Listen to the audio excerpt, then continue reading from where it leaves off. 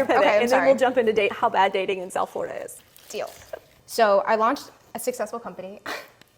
I had a team and everything, and I'm like, this is amazing, but I still feel empty. And so I went down this whole path of like inner transformation, knowing my worth, knowing my identity, and I realized, oh my gosh, I got to a point where I'm really truly confident in myself. And it's not contingent on success, it's not contingent on looks. I don't think people realize like what that feels like. Yeah. To not need the affirmation. Literally no from affirmation people anymore. Yeah. Is a whole, first of all, it's a whole different level of success. Yes. In all other areas. And just the way you don't care anymore You is one of literally the don't get healthiest freedom, things. the freedom. Yes. Like being able to go to a restaurant and not worrying about gaining 5 pounds. You know, you look at your bank account. Or somebody seeing what you've chose to eat. Exactly, what you wear. If you look bloated one day, like hate comments don't mean anything to you. Like that is true freedom. I don't And I'm even like- read mine anymore. And I'm like, and here's the thing.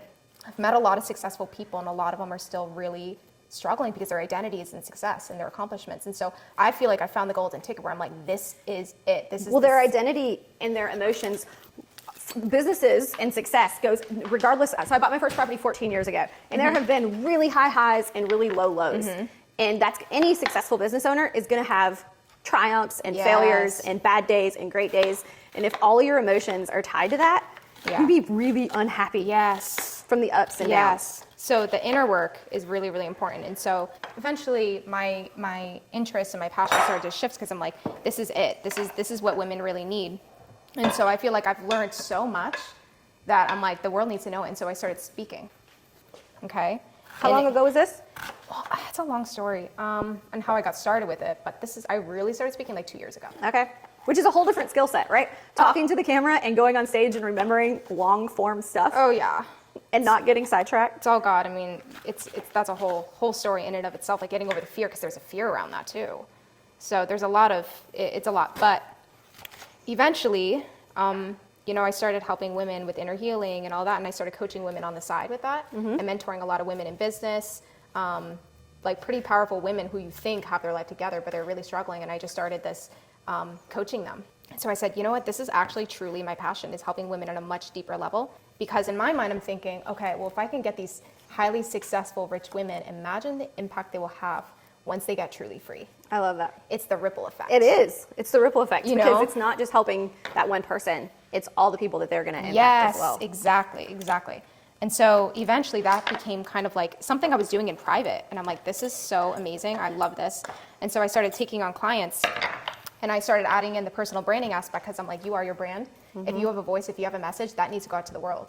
So I've been training women using their voice, teaching them how to like, even down to like creating content. How do you create content that's going to grab attention? The whole package. Because I was doing it for 9 years. I'm like, why don't I just teach other women how to be a leader, not only heal from the inside out, but also learn how to create content and use your voice and share your message to influence and impact. I love So that. it became this whole encompassing like aha moment where I'm like, this is it. This is freaking it. Let's pause for a second and get our lunch going so we're not starving. All right. So- I gotta put my goggles on. Should I? You don't need the goggles. Okay. So my husband and I have this thing where we feel like every time we go out to eat that all our food at home is so much better that we wish we would have just eaten at home. So one of our favorite things to make that all the kids eat is homemade chicken fajitas.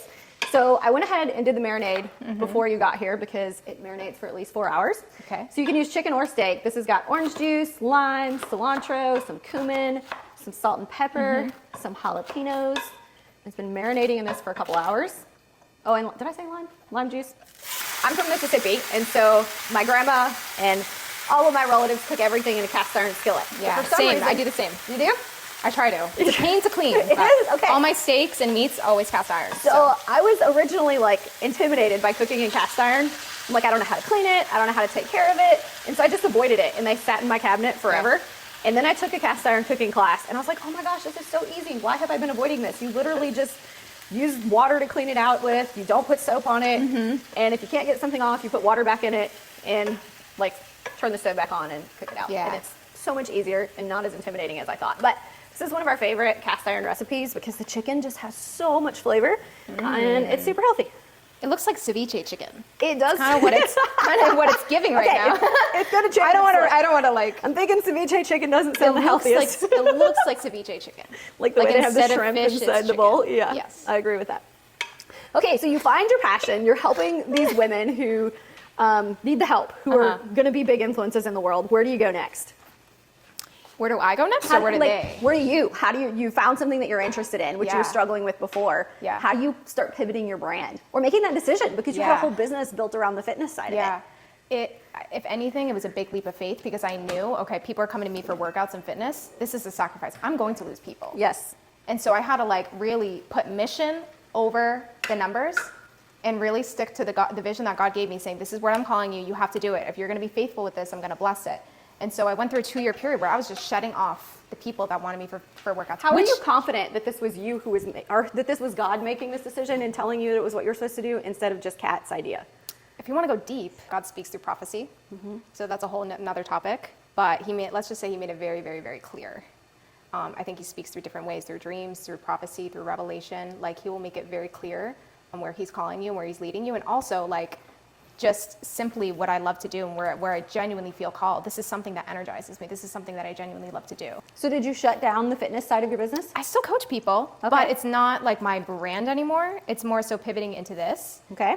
And I knew, okay, this isn't going to be like a 180 switch and everyone's going to love it. Obviously, there's going to be people that miss the workouts. That's okay. I had to really fully dive to that.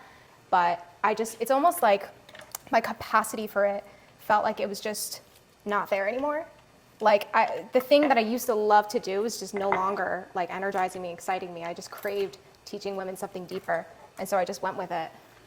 So you make the pivot, you start posting new types of content. What happens? I think the biggest thing is the feedback and the impact is so much greater than I could imagine. Even though it's less, right? I mean, when I first started the pivot, it was less feedback because people were like, wait, what the heck is happening here?